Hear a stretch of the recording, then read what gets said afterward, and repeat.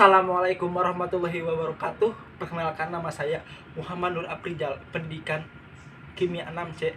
Di sini saya akan memaparkan tentang pengintegrasian Islam dalam ilmu radiokimia, di mana saya mengambil judul Value Free versus Value Laden about Nuclear View of Islam. Nah, pertama-tama sebelum saya ke intinya, saya akan menjelaskan apa itu radiokimia. Radiokimia adalah bidang kimia yang mempelajari ilmu zat radioaktif dan penggunaannya yang menggunakan teknik-teknik kimia. Nah, sebelum itu, di dalam materi radiokimia ada juga yang disebut reaksi fusi dan fisi. Nah, reaksi fusi ini adalah peleburan atau pemecahan atom-atom yang lebih besar menjadi atom yang lebih kecil. Sedangkan reaksi fisi yaitu penggabungan atom-atom yang kecil menjadi atom yang lebih besar.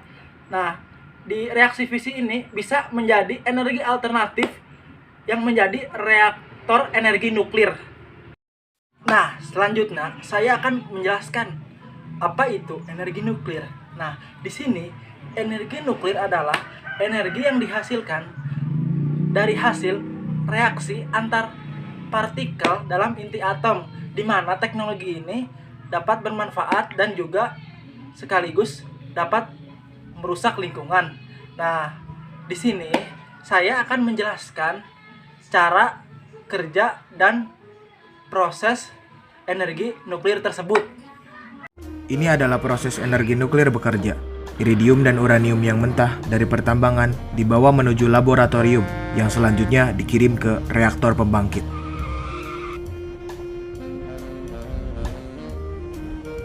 Di dalam reaktor pembangkit, atom-atom penyusun nuklir sengaja direaksikan untuk memancarkan energi yang panas di dalam reaktor.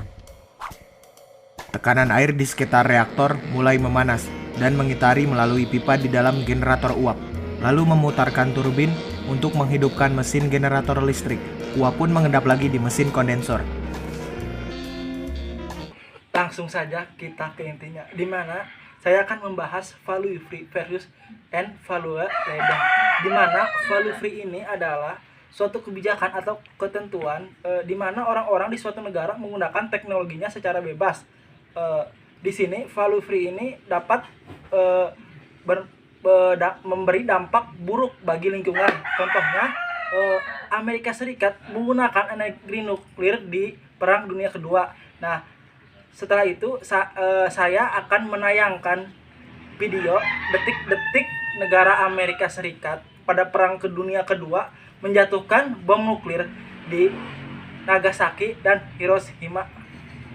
25 seconds, 20 seconds, 15 seconds. Dr. Holloway, leader of the Los Alamos group, and the entire fleet waits in almost agonized tenseness. Now but 5 seconds to go, and...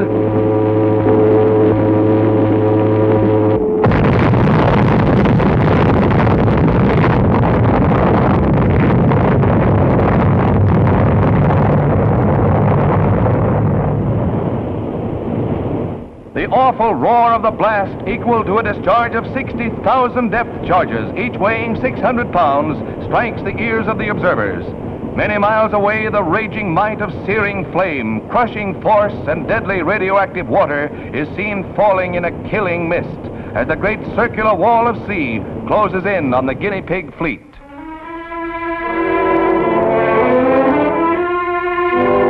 The combined forces let loose, swamp the nearby ships, and crush their thickly armored hulls like cardboard.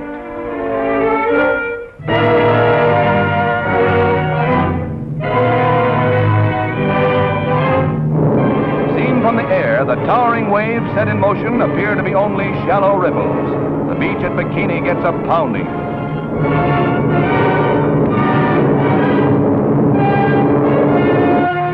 A television screen records an on-the-spot picture story.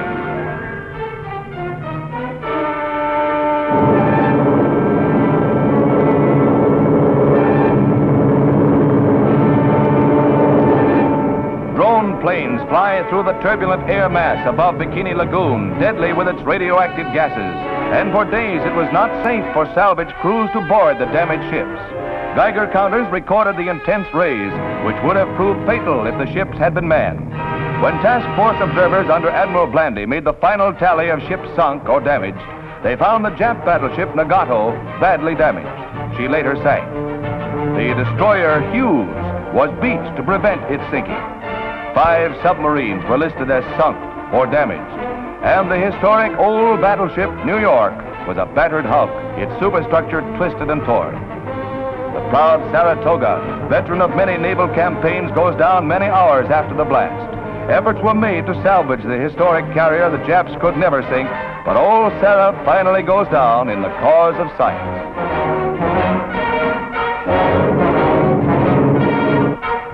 And now are shown the most dramatic pictures of the underwater blast, taken from a photographic plane. Here is the motion picture spectacle of all time.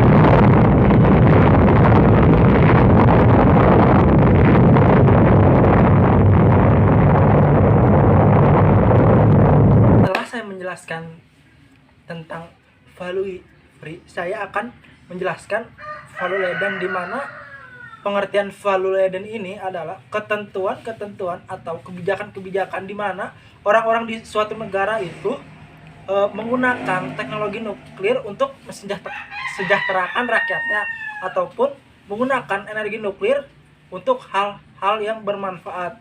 Nah, ini justru akan berdampak bagus untuk suatu negara. Nah, setelah itu saya akan menayangkan beberapa manfaat energi nuklir pada beberapa negara di dunia.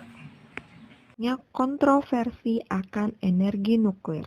Kita sadar akan segala pengaruh energi nuklir dalam beberapa dekade. Untuk sebuah perubahan, mari kita bahas tentang kelebihan energi nuklir. Pada tahun 1954, pertama di dunia, pembangkit listrik tenaga nuklir mulai memproduksi listrik di Abner Gracia. Sekarang, sudah ada 440 pembangkit listrik tenaga nuklir di seluruh dunia. Ini menjadi fakta yang mengejutkan bahwa semua PLTN ada secara bersamaan. Generator turbin uap berotasi untuk menggenerasikan energi nuklir menggunakan uranium yang dipertimbangkan untuk menjadi energi dengan periode efisiensi terbanyak. 1 uranium sama dengan 50 barel minyak, 40 ton batu bara, dan 900 meter kubik gas natural. PLTN tidak tersyarati dengan banyaknya suatu ruang, tetapi harus benar-benar steril agar tetap dalam kondisi yang dingin. Pembangkitnya tidak mengeluarkan karbon dioksida yang menjadi masalah kebersihan dan kenyamanan. Di Moskow, 10 juta penumpang menggunakan energi nuklir untuk transportasi sehari-hari setiap kali perjalanan. Penghancur es bertenaga nuklir digunakan untuk membuat rute lautan di seluruh dunia. Perluasan penggunaan energi nuklir sampai menggunakan tenaga untuk mengitari luar angkasa sebagai bahan baku yang amat sangat powerful untuk misi luar angkasa. Dalam hal medis, energi nuklir adalah energi yang digunakan untuk mendiagnosa penyakit serius. Energi nuklir punya kelebihan dan kekurangan. Itu semua tergantung cara kita menggunakannya, yang pasti harus didedikasikan untuk kebaikan dan untuk perdamaian di muka bumi ini. Setelah saya menjelaskan value laden and value free, saya selanjutnya akan menjelaskan pemanfaatan energi nuklir dalam pandangan Islam. Nah, dalam pandangan Islam, apapun teknologi itu dapat digunakan,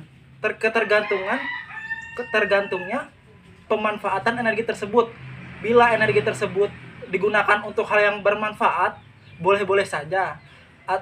Sebaliknya, ataupun teknologi itu digunakan untuk merusak lingkungan atau untuk digunakan untuk kejahatan atau keburukan, sebenarnya dilarang dalam Islam.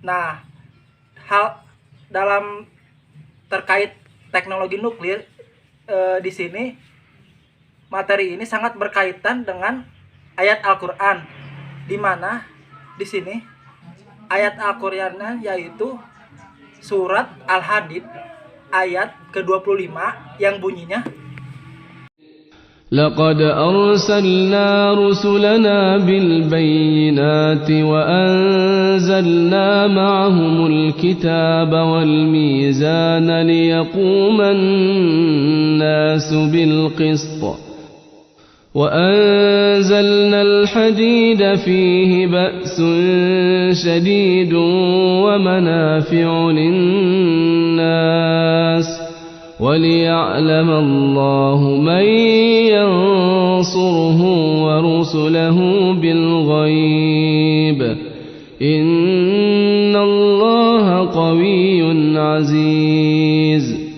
dapat kita simpulkan bahwa ilmu radiokimia ini sangat bermanfaat bagi manusia dan kehidupan sehari-hari.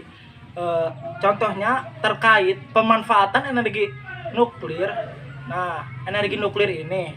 Nah, di sini dalam pandangan Islam bahwa apapun teknologinya sah-sah saja digunakan kalau untuk kebaikan. Tapi dalam pandangan Islam, kalau teknologi tersebut digunakan untuk kejahatan atau keburukan, tentu saja sangat dilarang dalam sudut pandang Islam.